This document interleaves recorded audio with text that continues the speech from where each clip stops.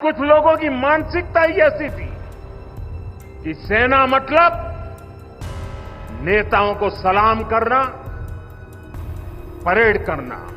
बीते वर्षों में कई साहसिक निर्णय लिए हैं। सेना द्वारा किए गए जरूरी रिफॉर्म्स का एक उदाहरण अग्निपथ स्कीम भी है।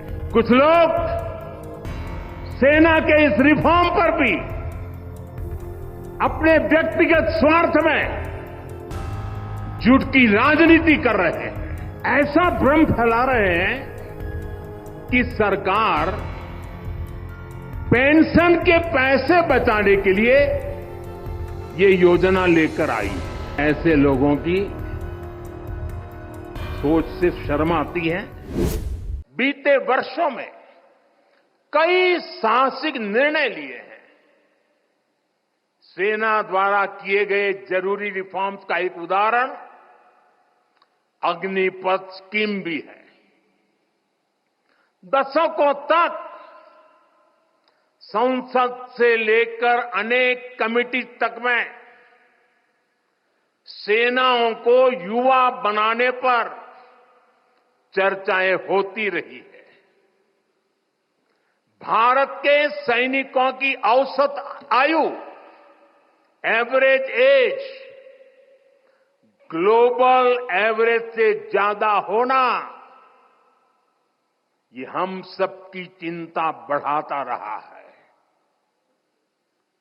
इसलिए ये विषय बरसों तक अनेक कमिटियों में भी उठा,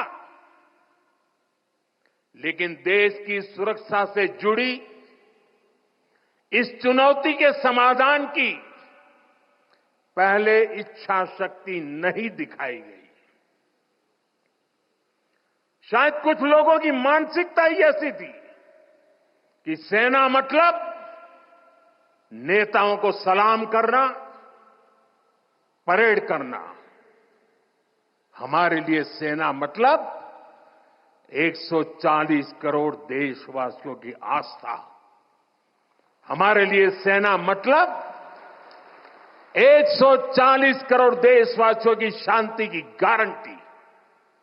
हमारे लिए सेना मतलब देश की सीमाओं को सुरक्षा की गारंटी। अग्निपथ योजना के जरिए देश ने इस महत्वपूर्ण सपने को एड्रेस किया है।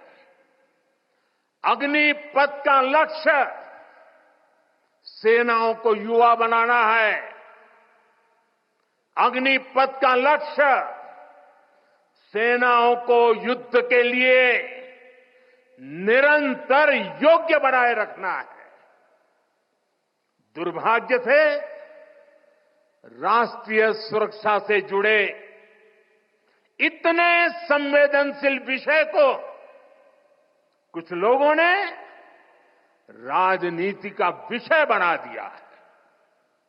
कुछ लोग सेना के इस रिफॉर्म पर भी अपने व्यक्तिगत स्वार्थ में झूठ की राजनीति कर रहे हैं। ये वही लोग हैं जिन्होंने सेनाओं में हजारों करोड़ के घोटाले करके हमारी सेनाओं को कमजोर किया। पेंशन के पैसे बचाने के लिए ये योजना लेकर आई है। मैं जरा ऐसे लोगों की सोच से शर्म आती है, लेकिन मैं ऐसे लोगों से पूछना चाहता हूं, जरा कोई मुझे बताए, आज मोदी के शासनकाल में जो भर्ती होगा, क्या आज ही उसको पेंशन देना है क्या? उसको पेंशन देने की नौबत 30 साल के बाद आएगी, और तब तो मोदी 105 साल का हुआ होगा, और तब न भी मोदी की सरकार होगी। क्या मोदी जब 105 साल का होगा, 30 साल के बाद जो पेंशन बचेगा, उसके लिए मोदी ऐसा राजनीतिक है जो आज गाली खाएगा? क्या तर्क दे रहे हैं?